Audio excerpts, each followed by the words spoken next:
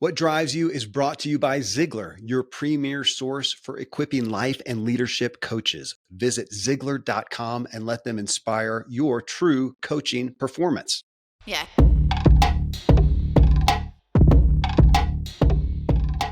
Your world is a result of what drives you. You achieve success and fulfillment when your want and your why are in alignment. That's what creates authentic drive. And when you aren't tapped into your inner drive, it's really difficult to get what you want out of life. This is What Drives You. I'm your host, Kevin Miller. Thanks for joining me as I talk with today's most influential change makers to uncover what truly drives them. I extract the big takeaways from their insights so you can integrate that wisdom and leverage the power of your unique inner drive so you can wake up every day to your authentic, driven, and inspired life. In this episode, we continue our series on mindset, specifically a growth mindset versus a fixed mindset, and how those of us who believe we have a growth mindset, which I think is myself and Tom Ziglar in front of me here and the whole audience, we believe that we have a growth mindset. Yet, as we are finding out, we often sabotage it with a fixed mindset still. So I kicked off this series with Stanford-trained mindset expert Eduardo Briceño, author of The Performance Paradox, Turning the Power of Mindset into Action. He's co-founder of Mindset Works with renowned Stanford psychologist Carol Dweck. You can find Eduardo, by the way, at Briceño. That's BRICENO.com.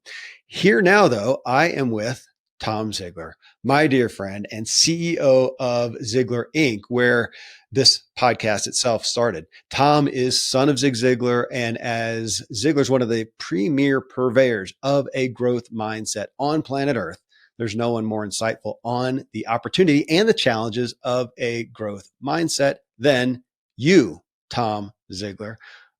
Thanks for being here with me, man. I'm eager to talk about this topic with you.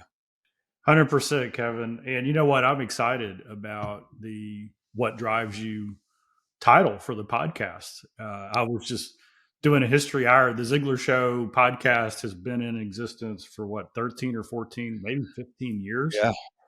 And originally it was the Inspire podcast, What Yep. Inspires You? And then we said, no, let's go with the Ziglar Show. And then we said, no, let's look at self-helpful because that's really going to reach a younger audience. And then What Drives You is back to kind of what inspires you, right? So I'm really, really digging it. And I'm looking at the book behind you. What Drives You? See you at the top, man. That's a good resonance right there. Well, thanks, brother. Tom, I mean, speaking of Ziglar, I mean, Carol Dweck gets a lot of credit as, a researcher of growth mindset. But in reality, and my experience and the experience of hundreds of millions of people, Ziglar has been the entry point to that. I mean, that's the heart of you guys, is a growth mindset versus a fixed, and helping expand ourselves to that. And that's really what I wanted to focus on today. I mean, I think it's easy for us to hear. I mean, we all want to think, of course I have a growth mindset. Fixed mindset sounds so narrow and, confined. And of course I have a growth mindset, to which I would say, I mean, nobody's listened to this show if they don't have a propensity towards a growth mindset. Otherwise you wouldn't be here. You wouldn't be reading anything from Ziglar or tuning into Ziglar at all. So by proxy, you've got some, but it's that aspect of how we still tend to get caught up in these areas of having a fixed mindset. Even the aspect of like feedback, constructive criticism, those are hallmarks of a growth mindset. And so here I am, Kevin Miller, host of the What Drives You podcast. Of course I'm growth minded. Man, there's some times when I'm not looking for feedback. I kind of want support. I want support for what I'm doing. I don't want constructive criticism. I want affirmations. And I almost wish I had like this little red flag that would go off in front of me going, Kevin, it's a fixed mindset. But dude, how many times did that go off per day? And again, this is your life as you're speaking in front of a zillion people and you're coaching executive clients and whatnot, is we think this, but we often belie that, sabotage that. How would you put it? Yeah. Or we don't understand it and apply it evenly across every area of our life. I think for me, that's the big challenge. when I first read Carol Dweck and the studies, and it kind of became like in our industry at least, just a phenomenon, right? What I loved Yeah, about it was, wow, here's all the research that validates what Dad's been saying for 5 decades. absolutely. It's like, yeah, I love that. And so my nerd brain was just going off and really loving it. But I'll just go straight to the growth mindset issue that we get with the people we do business with, whether it's a corporate client or whether it's we have all these coaches that we equip and certify to go out and coach around Ziglar content, or whether it's somebody we're actually coaching. We like to start off with, hey, what's your why? What's your purpose? What is uh, which is another way of saying, hey, what drives you? What is What it that, drive? yeah, what takes you to that next level? And a lot of people have a hard time getting their arms around it because they've either never been asked that, or they get nervous. Like, what if I get it wrong? Like, what if I say, well, I think I'm supposed to do this. And then they discover 2 years later, no, they were supposed to do that. And so we make that question.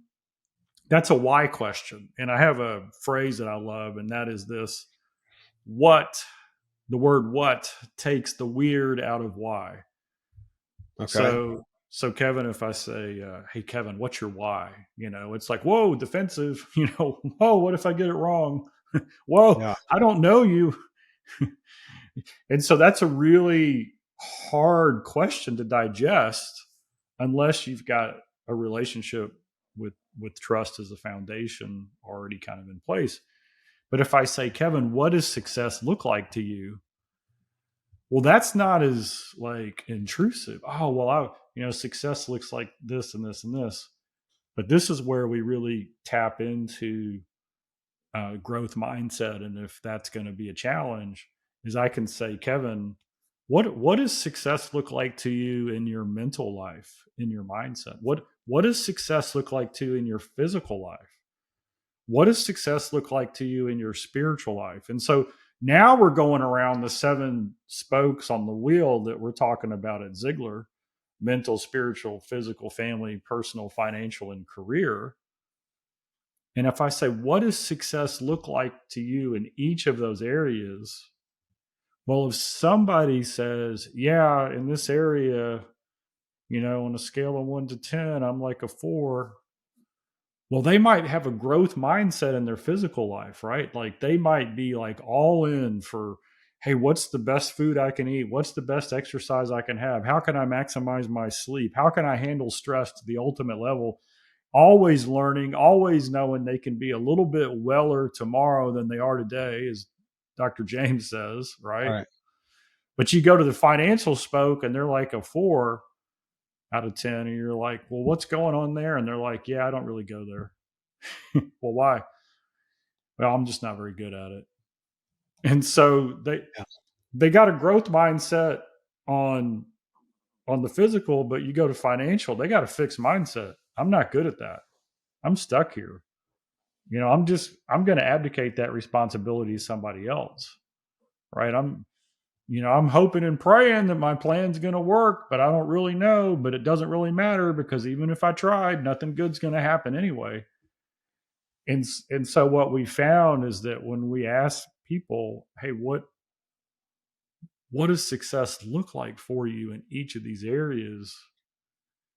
The more clarity they have and the more track record or progress they've exhibited, they probably got a decent growth mindset there. But the less clarity they have in an area, the less of a track record they can point to or progress they can point to, that's a fixed mindset. Yeah. They're just like, yeah, this isn't me. This isn't my skill.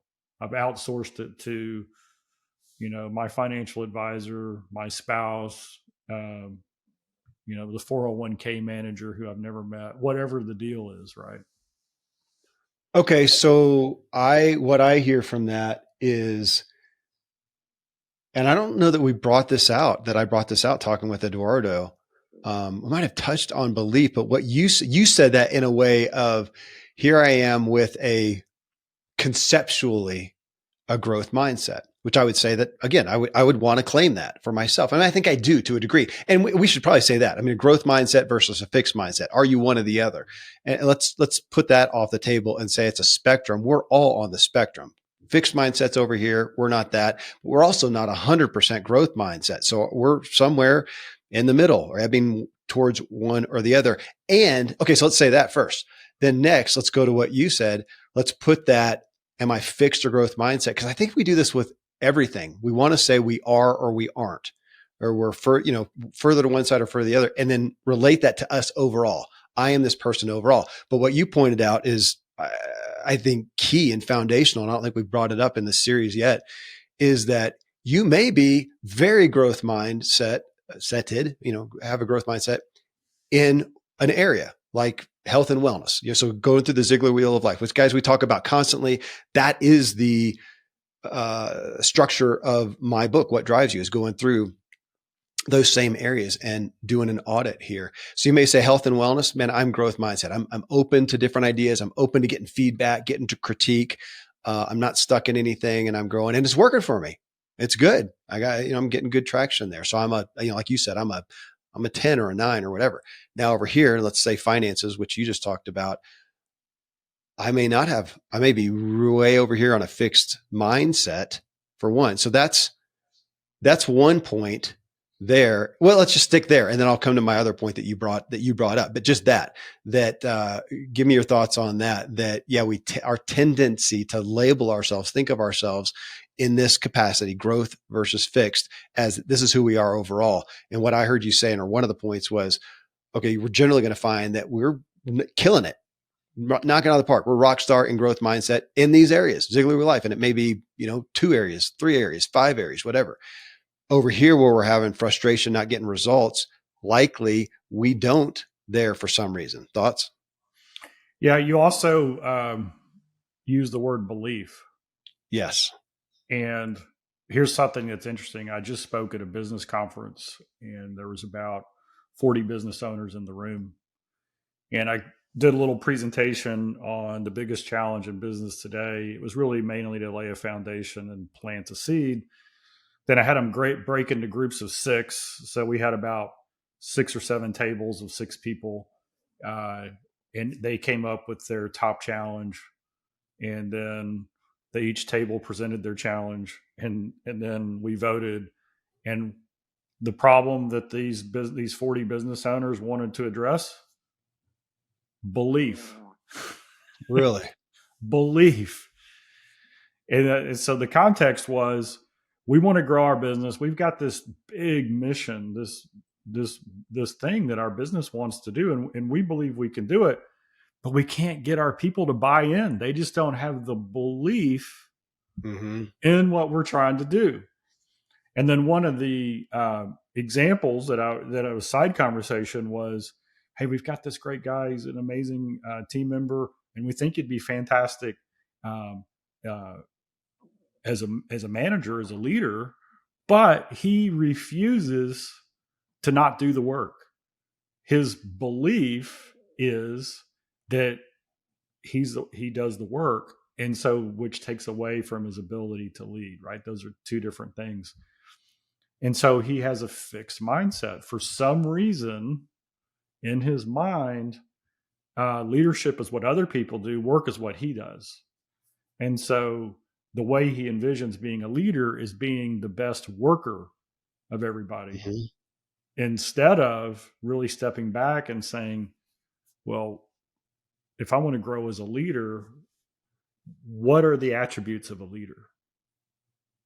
Right? So the first thing that a fixed mindset keeps you from doing is you dismiss the category altogether instead of asking these open-ended questions. Well, if I did want to progress as a leader, how should I progress? And if you're starting at ground zero at all those things, that's awesome. And guess what?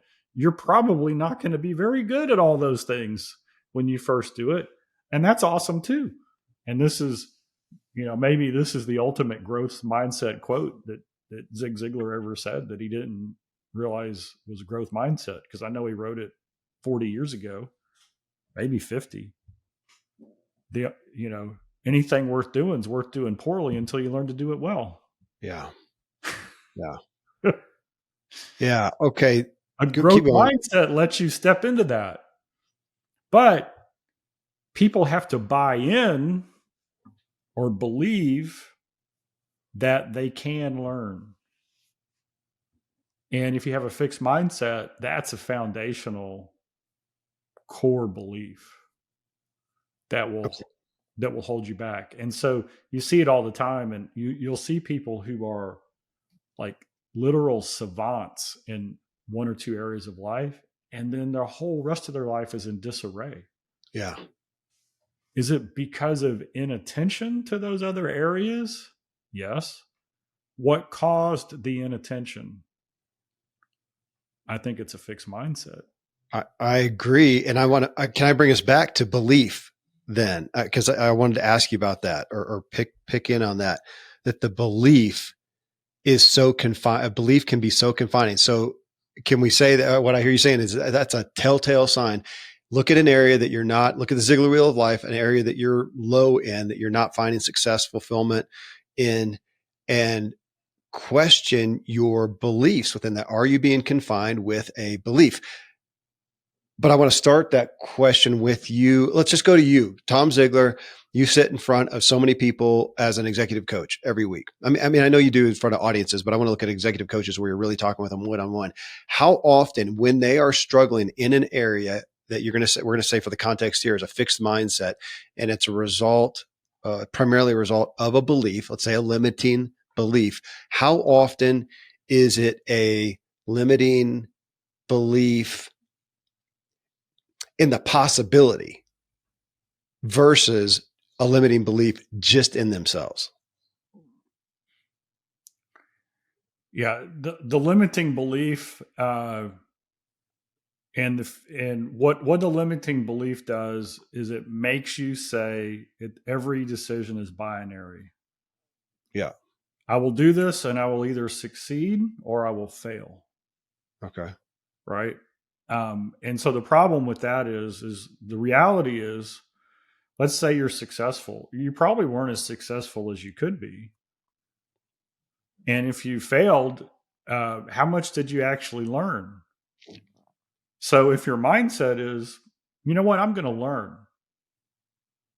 No matter what happens, I'm going to learn. I'm going to take this step because it's moving me closer to my purpose, my why, my dream, my goal, what it is I want to accomplish.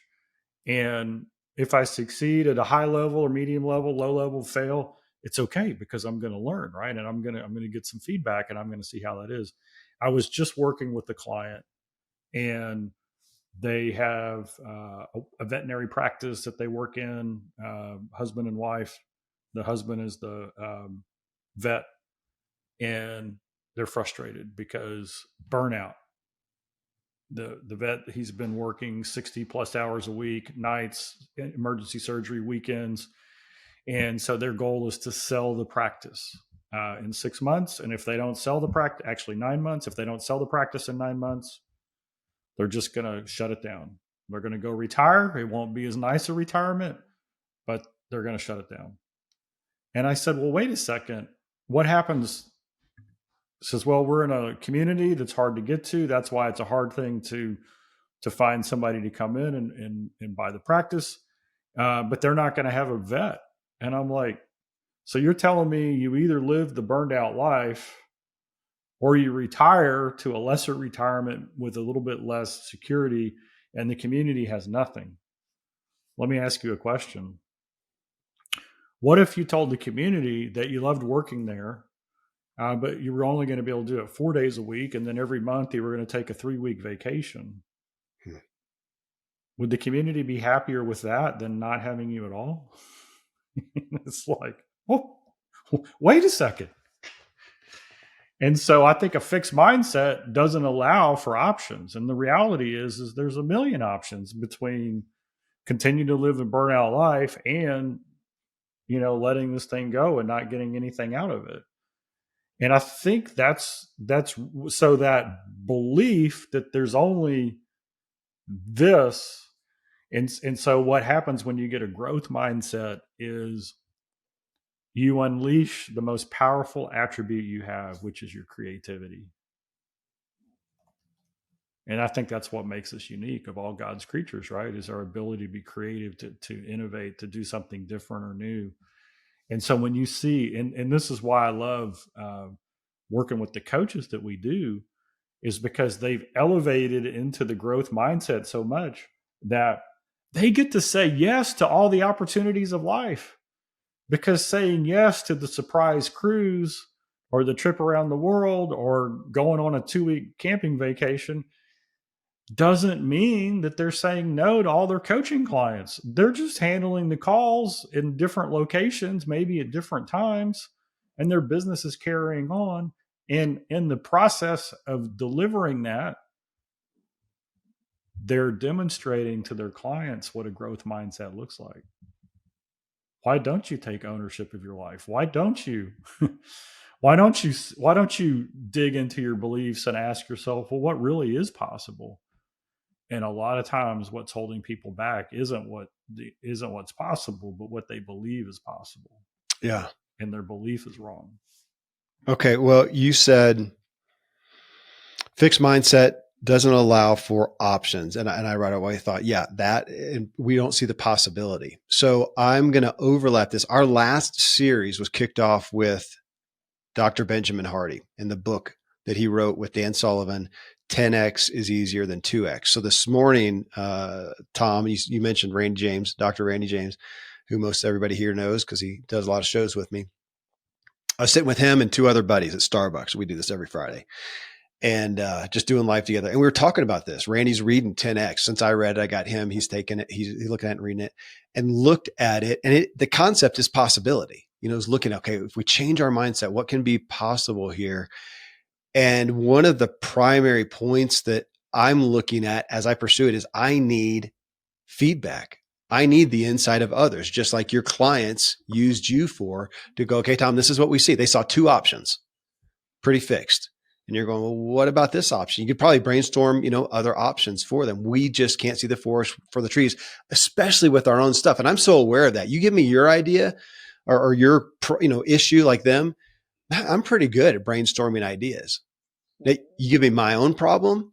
Well, it's a problem because I don't see it as much. I need help. So to this book, Performance Paradox by Eduardo Briceño, a primary point is a growth mindset. We seek feedback and we can accept feedback, which I told you I sometimes falter on myself. I have in the past, or I do in certain areas. I may have an area that I feel more insecure, threatened with, and I don't seek it out as much as opposed to where I feel secure. Right now in my business, I have never sought more feedback than ever. And I just want to put that out. So you're talking about it from a coaching standpoint. That is an option that we all have.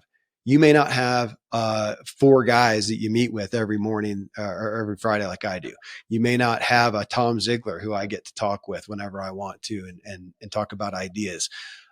You may not have a mentor. You may not have. We can all go pay for it's an investment coaching. I mean, that is a big reason of why we do it. Help me see outside of what I know. I only know. I mean, back to Randy as a doc. His thing is, man, the most dangerous thing for all of us is we don't know what we don't know. Man, that's so powerful. So getting feedback, I would say, is got to be one of the primary pillars and hallmarks. And Eduardo said this in the book of a growth mindset. And when you come to beliefs, let's hit back on that, Tom, because a lot of times beliefs, and I don't want to put that just in a religious category, but the beliefs that we have, we tie our self-identity to. This was the message from Andy Norman, the author of Mental Immunity. So often our beliefs get us into trouble when we tie it to our personal identity, and we're really, my paraphrasing, we're not confident enough to put it out on the table. And let's test it. Let's push it around. Let me let you poke at my belief, Tom. If I'm confident in myself and in my beliefs overall, my values, I should be able to push around that belief. And we're giving more gravity to that here when we say that it's likely that any area you are faltering in, not succeeding to the point that the level you want to, you are likely being handicapped by a belief, a fixed mindset. Can we just say a fixed belief that we need to be willing to get feedback on, be willing to set on the table and question What do you think, Tom? Yeah, 100%. And the whole series with Dan Sullivan and Benjamin Hardy, Dr. Hardy, is a testimony to growth mindset, because Yeah, totally. Dan talks about he may, and I don't know if it was in 10X or Who Not How or one of those books, but he says that he realized he had all these books to produce, and but he's not very good at writing a book. And so most people think the only person who can help them write a book is themselves. And so he sought out and connected with Dr. Hardy, who's gifted at the book. I mean, he's like the master. He's got a way of. And then Dan said something powerful. He said, when you find somebody who's like gifted in something, don't tell them what to do. Let them run with it. And so in that whole process of growth mindset, he elevated it to, what's the end result I want? I want my message to get out that will impact lives for generations to come. That's a higher level of thinking than saying, I want credit for writing a book that may or may not be that great. Yeah. Right. And so one of the most powerful things about a growth mindset is, well, this is one of the things we talk about in our leadership training that we do with companies, is we call them coach leaders. Coach leaders don't care if it's their idea. What they care about is it going to have the greatest impact. And so a growth mindset allows you to have detachment from ownership of the idea, right? Because your commitment, your value set, who you are, what you believe in, what your core beliefs are this higher cause or purpose, right? This thing. And so it's and you see this all the time in the corporate world, where a company's doing fantastic, and then all of a sudden it starts to go sideways and then starts to deteriorate. And what you discover is there was a commitment not to this ultimate idea of changing, whatever that company was supposed to change, but to my idea in going out there. Well, I learned a long time ago that I might have some great ideas to get started with.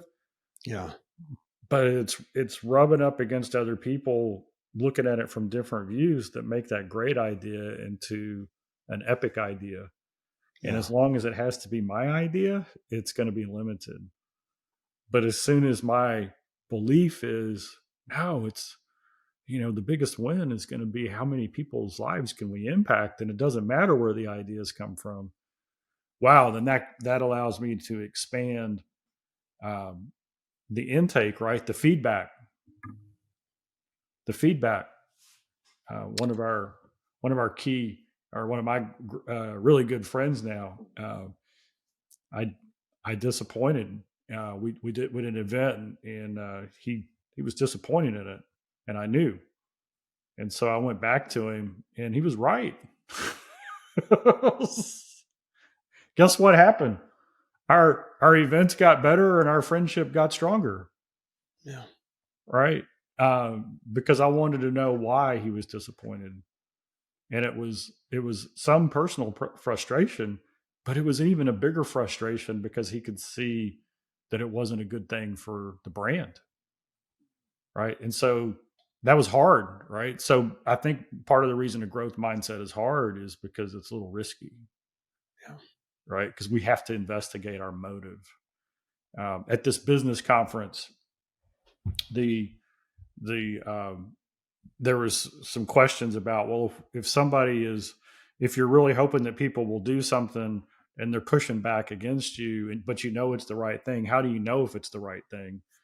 And I said, well, you got to check two things. Is it in alignment with, this was a spiritual context, which I believe is 100% of the time, but just so everybody hears this.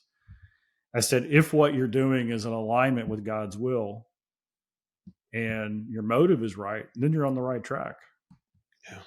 Right. But motive, drive, right? If those things are right and it's in alignment with God's will, or then you're on the right path. And so when somebody who's very successful and they're not achieving a level of success in a certain area, those are two great questions to ask yourself. What's my motive behind this? And I think what creates a fixed mindset is our motive is probably not to look bad, rather than to have the most people win. Yeah. To Eduardo, you said that well, and Eduardo referenced that in where our propensity is to prove instead of improve. And I really appreciate that, to prove. Yeah, isn't that good? To prove rather than improve. Man, and I relate to that in some aspects, some areas. I realize especially if I'm a little insecure, I'm concerned about how I come off, that I am. Whereas another area, I may not be as much. This isn't just a cover all of everything, but some areas I am more prone to prove instead of improve. I do want to bring up something and ask you, Tom. You made me think about it you said pushback, getting feedback and maybe getting pushback. So I'm going to talk about Randy, because he and I have been business partners for a long time. And we kind of joke that I tend to be able to take any idea and, man, I'm just the gas, we could do this. Let's do this. Let's go for it. And he would be the brakes. And that sounds bad. Like I'm positive and he's negative, but I tend to think, right off the bat, let's just go. And let's just say that's a good skill set I have, a good propensity that I have. He likewise has a good one to go, okay, but wait a minute. Let's look at this and question this. Because I'm interested in that in regards to when we talk about this growth mindset, the personality styles, personality propensities that we're going to have people. And instead of making this a growth mindset or a fixed mindset too, we can also have some that are more prone to looking at the possibilities and some that are more prone to looking at the cautions. We need that. We need both that and honoring that. So if let's say I'm an entrepreneur out there and I've got a business, but man, I am kind of security focused. I don't think of myself as a big risk taker. It's harder for me to look at the possibilities and adopt this whole growth mindset. Can I not also look at that and go, okay, I need to be different or whatever? Couldn't I also say, or how about if I just partner with, hire, whatever, somebody like a Tom Ziglar? I'm using as an example, not just to promote that though. Go to Ziglar.com and you can have Tom coach you, maybe if it's a good fit. But that would be the point somewhat. Say, I need somebody who is more growth mindset oriented, which should be pretty much every coach. I would think that's a growth mindset oriented position to be in. I'm coming to you to help me see the possibilities. Now, it doesn't mean I'm going to do everything that, you say, and I'm going to be cautious and it's my responsibility outside, but I may need to talk with somebody who is more of a growth minded. I am, but I can also be so free reined. And if I am too free reined, I can get myself into trouble on that side. Point being that if this growth mindset, even going back to the 10X, is you find that and you go, gosh, I hear that. It's just, man, I struggle with that. I don't know if we need to all look at that and go, I've got to become something different, but you may need to harness that. So I'm going to come and pair with somebody, a coach, a friend, a partner, or whatever, get some counsel on somebody who is more growth mindset and take that and then come here and discern what I think would be best and most prudent and whatnot. You get my point there? I think that sometimes we can get caught too in this feeling, because Randy sometimes I think feels that way, like, he struggles with all this 10X and growth mindset stuff. I think does he need to be different, or he really appreciates partnering with me and utilizing that for me, and I need him. Yeah, well, I like his, he takes the Hippocratic Oath very seriously, first cause no harm. Fair enough. He's a doc. Okay. Fair. Yeah.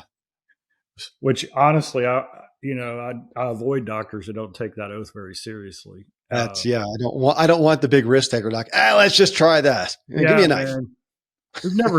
We've never done this before. Let's see how it goes. Yeah. I'm not the guy to try that stuff on. So it's always great to be a possibility thinker, and I'm a possibility thinker, and I know you are. And as possibility thinkers, what we want is realize that not all the possibilities are optimum. And what do Yes. we want? We want the optimum possibilities. So the more we can get, different, as long as the values and the end goal is in alignment with who you're asking, right? Like, that they've got solid values and their motive. I love the word motive. Their motive is the best for you. If they're coming at it from a different angle, I weigh heavily on that, right? I like that input. And then sometimes you got to go out there and take that, what your gut's telling you, even though some people are like, yeah, I'm not so sure you should do that. So maybe you do it in a little bit different rollout, right? You test it and you see what kind of result you get, and you do that. Yeah. I just think it's interesting, in the whole fixed mindset versus growth mindset is we have so much possibility and potential in every area of our life. And the reason we don't experience it in every area of our life is because we have a belief in some of those areas that, yeah, that's just not who I am. It's just a belief that says, I tried that and it didn't work well. I got embarrassed. It's like yesterday in the meeting, we had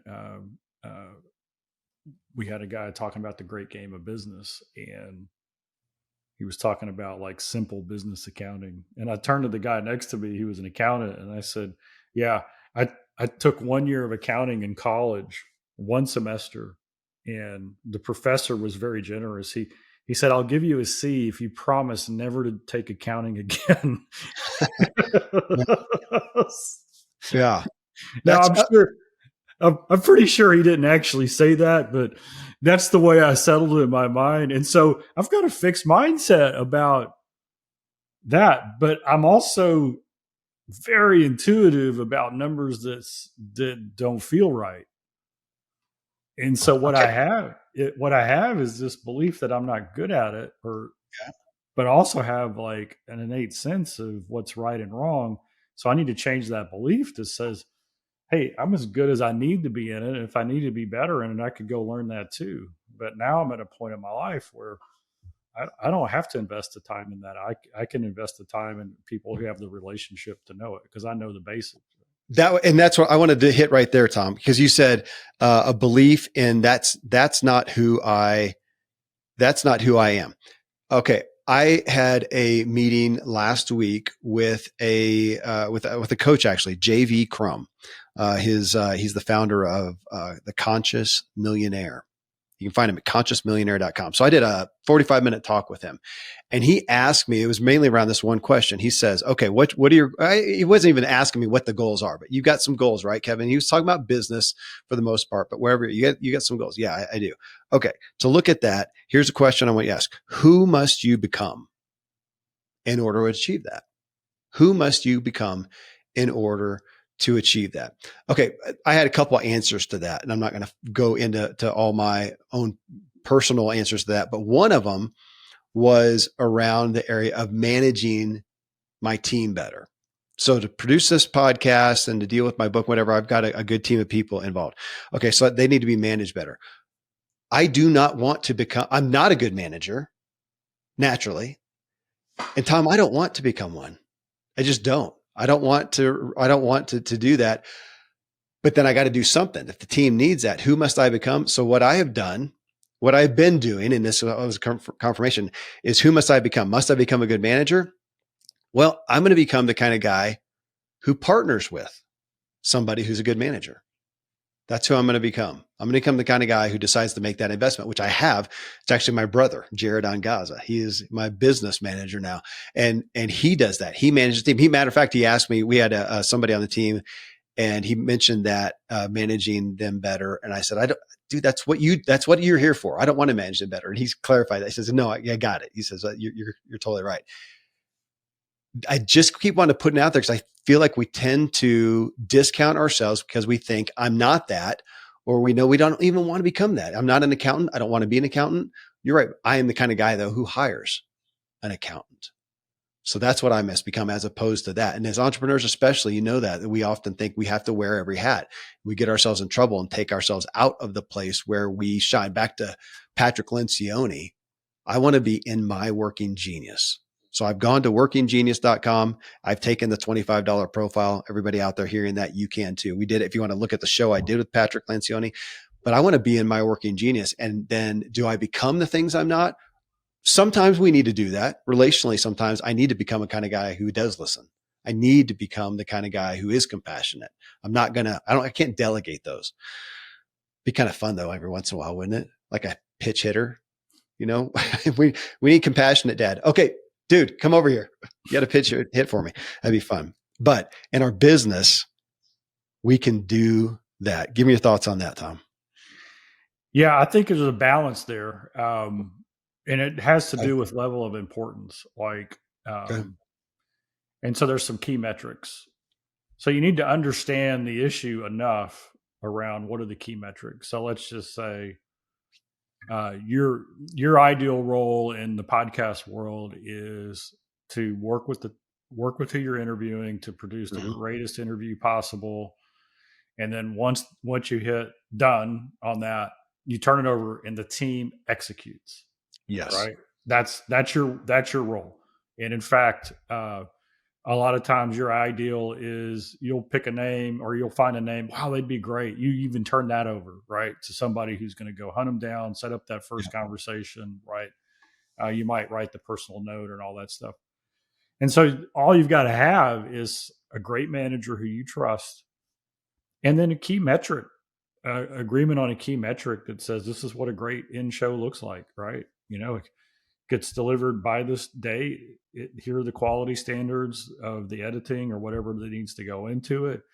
Here are the people or groups or whatever that we're willing to have as advertisers, that we're not willing to have as advertisers, you know, whatever those things are.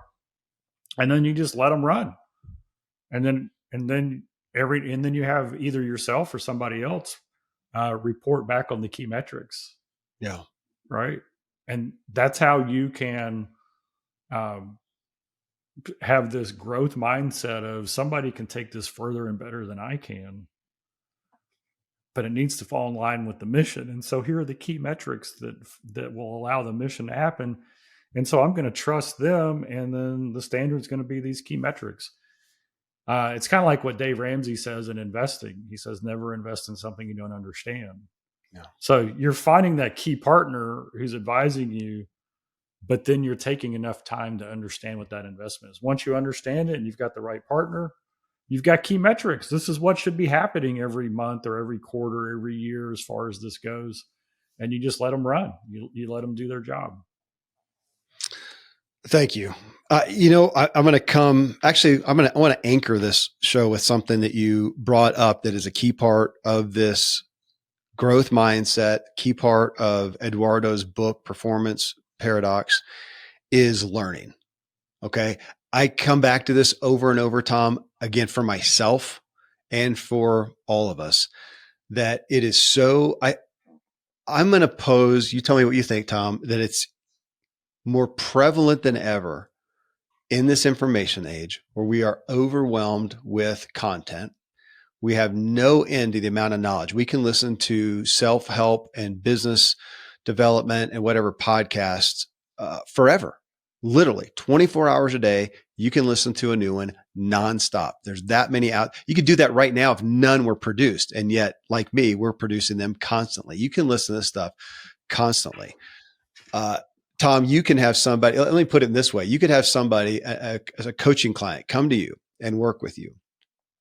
And you give them counsel. They say, Tom, I got it. I wrote notes. Here it is. Understood. And they could come back to you every week for 10 years saying, I got it. Understood. Until they do something with it, they have not learned it. I remember having David Meltzer on the show, and he says we so often, come back to the same things and over and over and over the same issues, and we haven't learned them. We didn't get the lesson. It's not a lesson unless you learn something and you change something.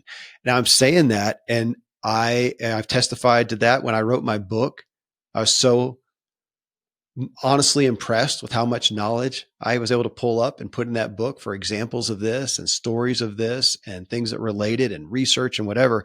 And yet was also very aware during that time of, oh my gosh, that knowledge is in there. I've done nothing with it. So I'm putting this in here as a messenger. This is what will help align your drive, your what and your why. And yet, man, what have I changed to do that better? So this aspect of learning, and I think as a culture, we think that if we heard it on a podcast, we learned it. No, you heard it. You now have knowledge. That's the start. Until you do something with it, you have not learned it. And I think we all struggle. I know I do with that. The growth mindset and a fixed mindset. If I can hear stuff all day long and remain in a fixed mindset until I question and audit and look at myself and, gosh, what am I going to do with this to get these results? What am I going to change? What's a habit, to go to, Atomic Habits and James, what's a habit I can change, or what's an action I can take? Until I do that, I have not learned that. And I think we just it's a service to all of us to realize that what we hear, everything everybody's heard on this podcast right here and any podcast I've done, that was not, you gained some knowledge. Nothing changed though until you have gone into learning mode. And you said, Tom, a minute ago, and what brought this up is believing that you are somebody that can learn. Everybody listening to this now believes there's somebody who exposes themselves to new knowledge. So everybody gets credit here, including me, for exposing ourselves to new knowledge. I meet with Tom Ziglar and I expose myself to new knowledge. I had Eduardo Briceño on the show and exposed myself to more knowledge. I did not learn unless I do something with that. Do I believe I'm the type of person that can learn, or would you say it this way, Tom? I believe I'm the kind of person who takes action on what I hear so that I actually learn something. Yeah, the learning, gosh, it was just all kinds of just from this business conference with Howard Partridge. Santiago was one of his key people, was teaching this learning thing. And so as leaders, if we have people on our team, how do we say, hey, you go do that, right? What's the proper way of doing that? I'll just give you an example. We remodeled our house, and there was we put a new stove in, had to change the gas line a little bit, and everything looked great. And then a few days later, no more hot water in the hot water heater. So what happened? Well, when they shut the gas off to put the stove hookup in, and then they turned it back on, it blew out the pilot light went out in the hot water heater, right? So luckily not a big deal, other than it cost several $100s to troubleshoot the problem, which they found in 12 seconds. So what does that tell me? It tells me that the person was not taught and didn't learn the proper procedure to do that. And so let's talk about learning. And so this is a great way as an individual. How do I know if I've learned something? And if I'm leading people and I'm trying to teach them something, how do I know if they've learned it? So let's just say there's something that you want to teach to somebody in your business. First thing is you write a procedure detailing each step of this is how you do it. And then you hand it to them, and then you walk them through it, and you tell them what they're reading. So you tell them, and then you show them, and you go do it. You hands on, you do it. And then you watch them. You watch them do it. And so there's the key right there. That's what you were talking about, Kevin, is that implementation. We can read that, from a self-help perspective, we can read the procedure manual. We can tell our spouse, hey, look, I just read this.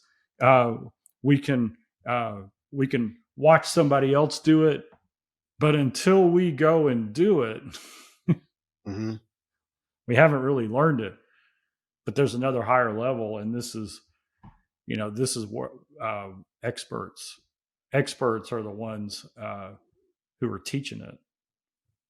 But if the expert hasn't written the procedure, they weren't told how to do it, they didn't watch somebody knows how to do it, and they didn't do it themselves, are they really an expert? Mm-hmm. Right. And so that's where the learning comes in. So just tying this into the growth mindset, if and so the punchline of coach leadership and in our program there is we tell our people that we thrive in disruption. Why? Because we are a growing and learning organization. Our strength is our ability to learn and our ability to grow. And that is a mindset. And so the whole first part of what we teach is the mindset of thriving in disruption. And it's based on a growth mindset, because without a growth mindset, we start thinking about what brought us in the past to where we are, which is great if all we keep having is the same problems we've always had. But that's not the way disruption works. Disruption is disruption because a new set of problems comes in, and the only way to overcome them isn't to only use what we've applied and learned in the past. We have to grow and learn something new to overcome this new set of problems. And so any leadership depends on a growth mindset. What you just said there reminded me, and I think this came up with what Eduardo in the first show that we did with him of innovation, of the need, especially if we're talking about business. But I would say that even relationships, look at every area. To have a growth mindset means innovating. We're at a place now, I think as you were talking, I was just reminded, Tom, of we're in a place now where it feels, again, we're so inundated with so many offerings, so many duplications of products and services and messages and whatnot, that none of us can be the only anymore. None of us can be the best, but we can look at ways to innovate. I mean, that's an age old story of, IBM back in the day, that they said, no, this is what we do. This is what we're good at. This is it. And they stayed there. They didn't innovate, and they got very, overwhelmed by people coming in to innovate. That this is a call for us all to innovate. And again, I'm going to bring that back, that innovation is, we want to say everybody should be that. We also need people who maintain and who administrate and who maximize and execute and whatever, and not everybody is going to be super talented or super predispositioned for innovation. That's what you get a coach for, or work with somebody else with, or partner with on the innovation. But that feels like that's again, even if that you can be, you might be the person. Do I need to become the person who innovates, or do I need to become the type of person who partners with, hires, get somebody who helps us innovate? Either way, you can achieve that. You can take an action on that, but it needs to be done. It feels like a key part of the growth mindset is innovation. And my gosh, man, going back to where we started at the top of the show for Ziglar, that is where your dad, Zig Ziglar, began a legacy of helping us innovate, in essence, the belief in ourselves and what we can do and how we can. I've always felt that when I described your dad, Zig Ziglar, I said, man, it's a guy and who you're carrying the legacy on today, Tom, of you guys are people who often believe more about others than they believe about themselves. That's, to me, that's a primary legacy of Ziglar. Is Ziglar believes even more for you. That believes more about you than you do about yourself. And which is, man, that's the drug. There's no better one than that, isn't it? Ziglar. There's a new tagline for Ziglar: the drug we all need, something like that. Can we do that? Is that kosher? I don't know if that fits with the ethos, but man, not That's a better good. one out there. It is, brother. All right, man. Man, thank you for this. Thank you for what you do today with Ziglar, with your own life, with our friendship. You helped me with a growth mindset, and you guys touch the world with a growth mindset. And thank you. Thanks for doing this with me. It's always a huge gift. Well, we're blessed to have you, the greatest podcast host in all the land. I will accept that growth mindset the right there. greatest podcast host in all the land. Thank you, brother. Thank you. Thank you all for joining us as we all work to leverage the power of our unique inner drive so we can wake up every day to your authentic, driven, and inspired life. Again, the catalyst for this series on growth mindset, Eduardo Briceño, author of The Performance Paradox, Turning the Power of Mindset into Action. You can find him at briceno.com. And with me today, Tom Ziglar, CEO of Ziglar. You can find him at Ziglar.com. We talked a lot about coaching in this. There is no better organization for getting coaching and for training coaches than Ziglar. So check out Ziglar.com. You can go there and check in with Tom and with all the offerings there. And if you appreciate this podcast, want to share it with others, give us a rating, please, on Spotify, and a rating and a review on Apple Podcasts. And you can find us on YouTube and all the social media, Kevin Miller CO, and find clips or watch the whole show if you want to on YouTube. And if you want to learn how to master your own inner drive, get my book, What Drives You, on Amazon. And until next time, stay driven. Yeah.